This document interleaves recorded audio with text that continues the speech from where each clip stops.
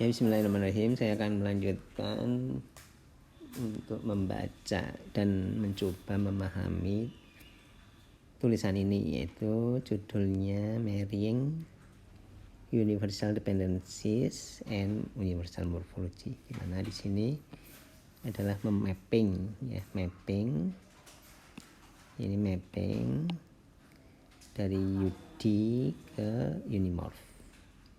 Ya, kita udah abstraknya udah, bagian-bagian section-sectionnya udah kita bahas, introduksinya udah. Ya, alhamdulillah sekarang section 2. Ya, ini section 2 yaitu background morphological inflection, ya. Jadi karena utamanya unimorph, ya, unimorph itu untuk inflection, sehingga kita di sini tulisan ini membahas tentang morphological inflection bagian 2 ini kita lihat ini ada satu halaman kurang. Oke, ya tadi tentang morphological inflection. Morphological inflection itu adalah aksi mengubah bentuk dasar dari sebuah kata, ya, bentuk dasar dari sebuah kata yaitu lema. Bentuk dasar sebuah kata yaitu lema yang direpresentasikan dalam fixed width type. Ini maksudnya fontnya, maksudnya ya, fontnya seperti itu.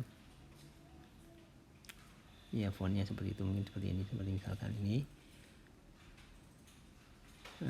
fontnya seperti ini, penulisannya kayaknya seperti itu, ya, lema itu. Yang, ya, infleksi ini adalah aksi mengubah bentuk dasar dari sebuah kata yaitu lema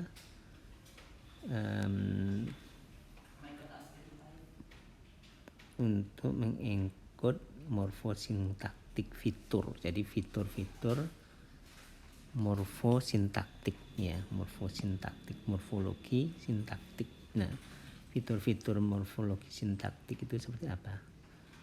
Ya, jadi mengubah bentuknya, mengubah bentuk kata yang tadinya lema menjadi kata-kata infleksinya, inflected wordnya, yang mencerminkan fitur itu, fitur morfosintaktiknya. Sebagai contoh di sini adalah dari bahasa Inggris sebuah kata proof. Ini proof yang ini adalah lemanya. Kemudian ini adalah bentuk, salah satu bentuk inflectednya, ya, yang proof ini, yang bentuk proof ini, yang inflected ini menunjukkan morfosintaktik fitur the past, ya, jadi bentuk lampau, ya. Ya, kita akan di sini penulis di tulisan ini merepresentasikan semua bentuk surface, bentuk permukaan, yaitu bentuk yang tertulis, bentuk inflected dalam question mark. Oh ya, oke. Jadi di sini ini yang bentuk surface-nya di sini. Ini adalah lemanya, bentuknya adalah menggunakan font gini. Prosesnya, ya, terjadi proses infleksi ini, ya, terjadi pada mayoritas, hampir semua bahasa-bahasa yang banyak digunakan di dunia, ya, utamanya menggunakan imbuhan-imbuhan, ya, imbuhan-imbuhan yang bermakna. Jadi utamanya infleksi itu menggunakan imbuhan, ya, bentuk bentuk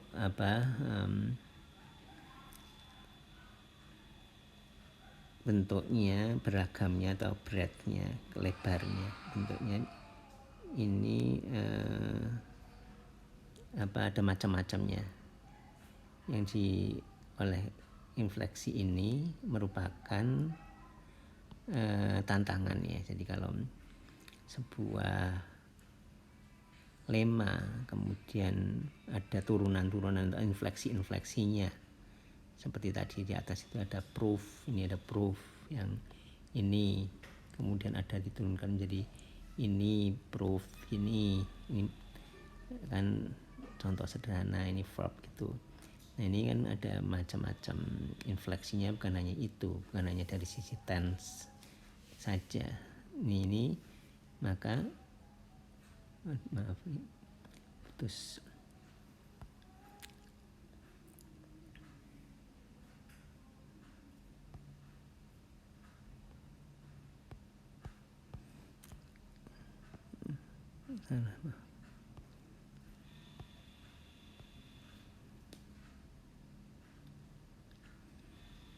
Oke.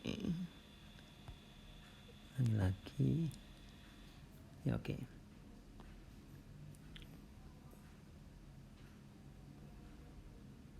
Oh ini di sini. Tadi nggak tersimpan ya. Oke. Kita sampai di sini. Jadi ada infleksi-infleksi ini menciptakan tantangan ya, yaitu data sparsity, karena bentuknya jadi macam-macam sekali ya kalau diinfleksikan ya, untuk proses untuk NLP ya. Jadi tantangannya adalah data sparsity ini. Kalau sebuah kata banyak infleksinya, bentuk-bentuknya, jadi bentuknya macam-macam. Ya, jadi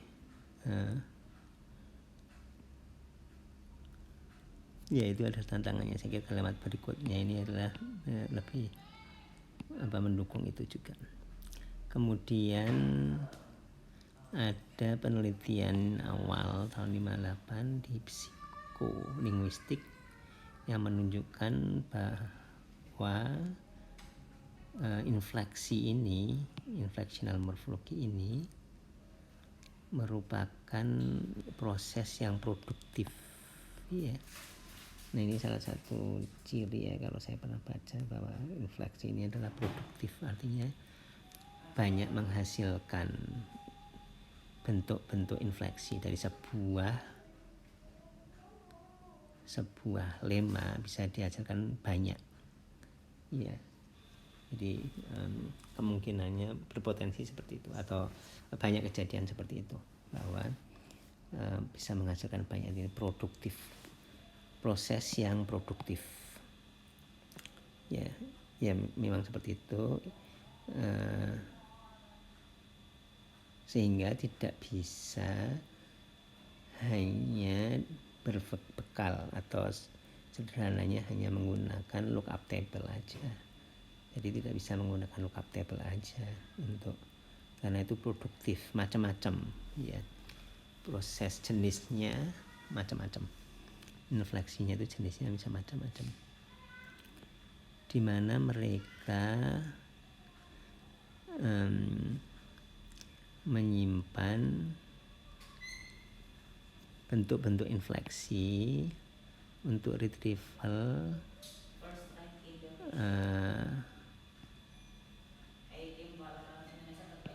untuk konteks sintaktik yang membutuhkan konteks sintaktik. Belum begitu jelas banget artinya, tapi saya kira udah cukup dipahami lah. Sehingga bukan lookup table, tapi kita perlu di situ tadi mental proses atau proses yang bisa mengenerate inflected word sesuai dengan kebutuhannya. Ini tahun 58 yang menunjukkan, tahun 58 ini, Berko 58 ini menunjukkan bahwa ada melalui UG test ya, WUG test ya, mungkin seperti apa saya agak lupa juga, ini pernah dimana dia penulis Berko ini memaksa atau meminta partisipan untuk melakukan infleksi atas lema. Infleksinya apa saja? Misalkan atas WUG ini ada sebuah noun, misalkan noun baru WUG. Nah, WUG itu mungkin nggak tahu apakah bahasa Inggris atau enggak ya. Ya, misalkan ganti English. WUG. Oh, nggak ada, mungkin barangkali maksudnya nggak ada. Jadi ada satu kata, ini misalkan noun yang baru, WUG diminta untuk bentuk-bentuk infleksinya seperti apa ya, partisipan nih. Kemudian di sini fitur-fitur tertentu dari sebuah kata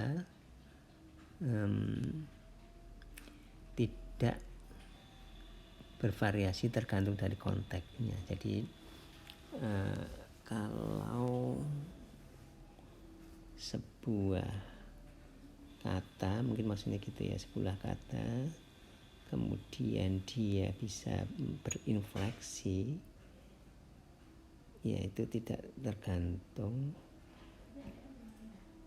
atau dari konteksnya. Coba kita lihat di bahasa Jerman dan bahasa Spanyol, di mana noun itu ada gendernya. Misalkan kata onion, lema onion selalu feminim di Jerman, bahasa Jerman terus atau Spanyol, kata onion itu secara gramatikalnya itu feminim ya. Ya karena mereka ada gender dan onion itu di sini feminim. Sehingga untuk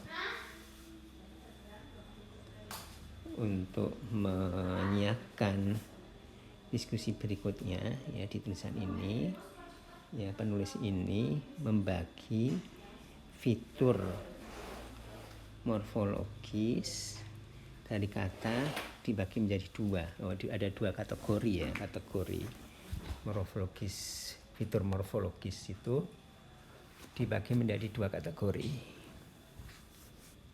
ya. Ada yang pertama ya, yang pertama ini inflectional feature. Yang pertama adalah inflectional feature yang modifiable, yang bisa diubah-ubah. Kemudian ada lexical feature yang fix ya. Jadi ada dua kategori, ada dua kelompok. Fitur morfologis itu di sini penulis membagi menjadi dua. Yang pertama adalah yang bisa berubah-ubah, yang berupa inflectional feature. Yang kedua adalah yang lexical feature, yang itu adalah tetap. Pause atau part of speech merupakan kategori sintaktik. Misalkan adalah verb, misalkan pause itu adalah verb.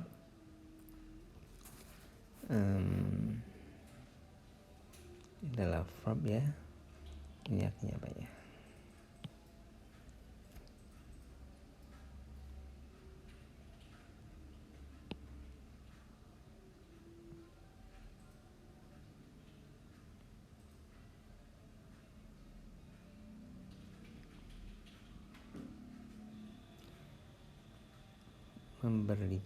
Membawa tentang seputar. Jadi seperti misalkan di sini ya, pause yang merupakan seputar atau juga membawa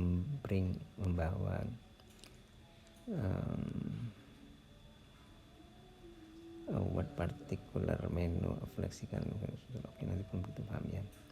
Dalam bahasa Inggris verb tidak ada gendernya di bahasa Inggris ya, tidak mengekspresikan gender. Dan adjektif tidak merefleksikan orang atau jumlahnya ya, ya seperti itu ya. Kemudian part of speech ini mempunyai slot, sehimpunan slot, inflectional slot yang diisi dengan bentuk-bentuk surface-nya. Artinya ada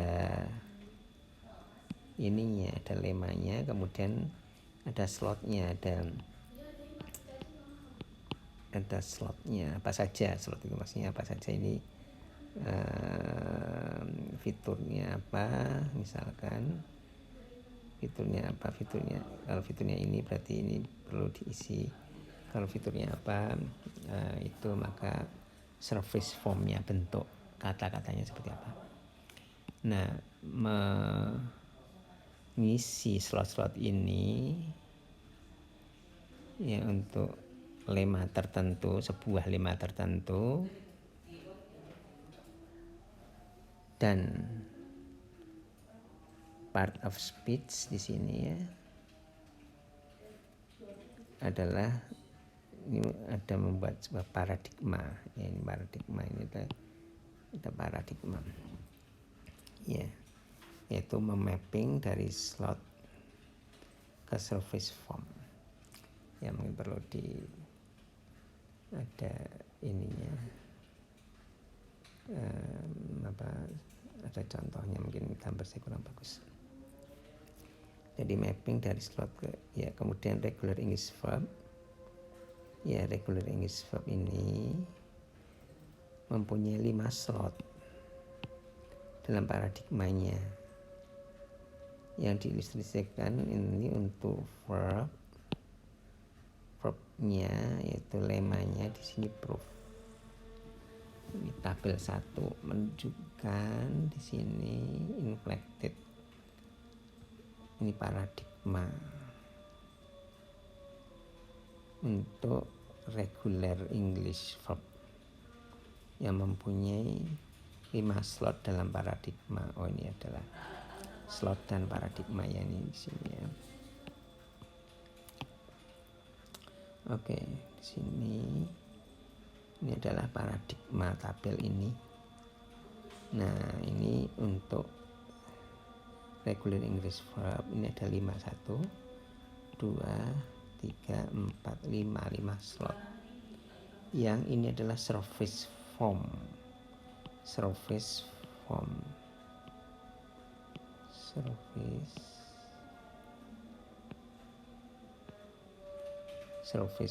ya, untuk permukaannya. Jadi ada 5 slot, kemudian ini surface formnya, ini disingkat form, surface form ya. Jadi ini adalah paradigma atau mungkin ya paradigma mungkin seperti ini ya paradigmanya. Dan di sini ada mapping ke pantry bank tax ya. Oke. Ya, skema morfosintaktik itu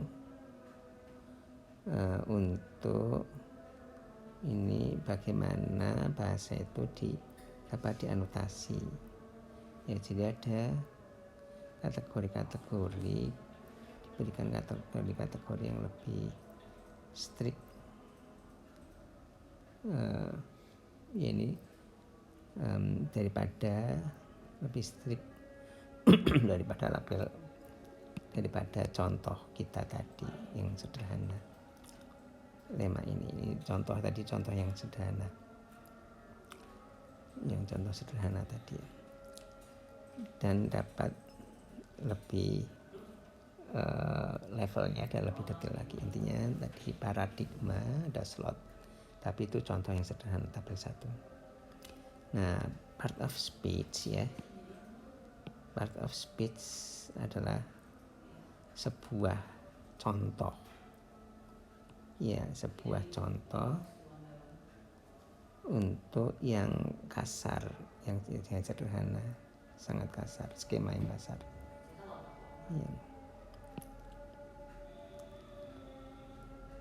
Yang dimana kalau part of speech saja itu mengignore ya, mengabaikan detail dari personnya ya, gendernya.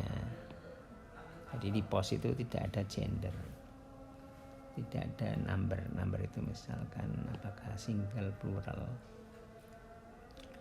kalau hanya pos saja. Kemudian yang lebih detail, skema yang lebih detail untuk Inggris, bahasa Inggris ini dari sekedar hanya pos yang kasar itu adalah clock set dari Tribank tahun 93 yang di situ udah ada mencakup signal-signal untuk morfologi seperti misalkan VBZ ya. VBZ itu udah ada bahwa itu adalah orang ketiga yang singular, kemudian present ya, yaitu kalau service formnya adalah proof, seperti ini contohnya tadi ya. Ya ini jadi tidak sekedar post tag yang kasar saja, tapi di sini tagnya dari Pentry Bank ini bukan hanya verb, tapi ada menunjukkan bahwa ini adalah present third singular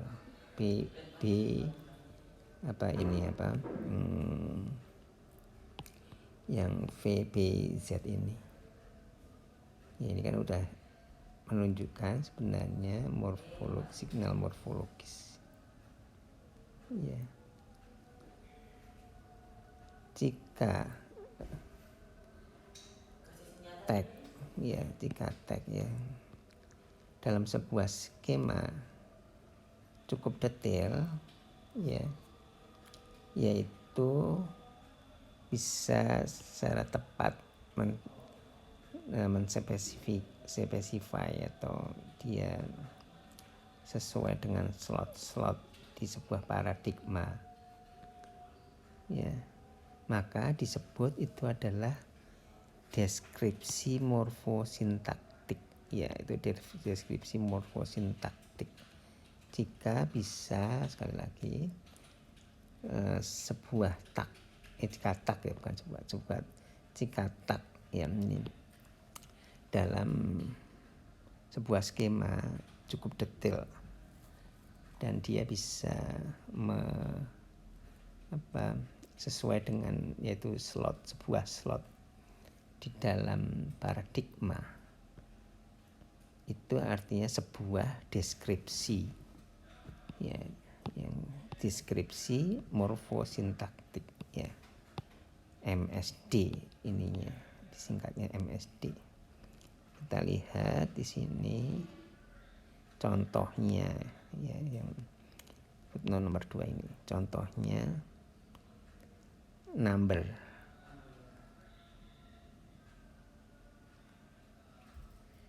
maaf, yang nomor 2 bukan itu ya, nomor 2 yang atasnya, nomor 2. Ada juga sumber-sumber lain menyebutnya dengan morphological tag atau bundle, mungkin morphological bundle, jadi morfosintaktik description atau morphological tag atau bundle. Ya, di sini penulis menghindari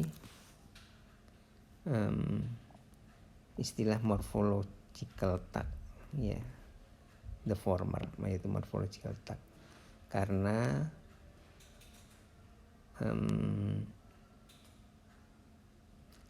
morfologis dengan post tagging.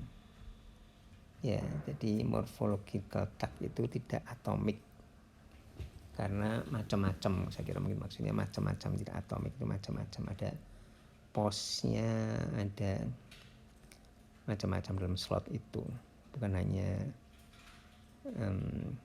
post saja di dalam MSD itu. Jadi di sini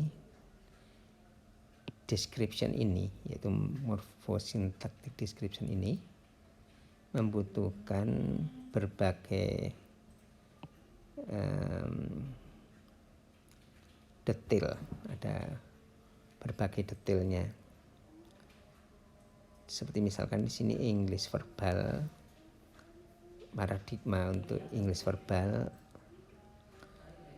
ada cukup kecil, cukup sedikit ya kalau paradigma untuk English verbal. Jadi bisa dalam satu halaman aja.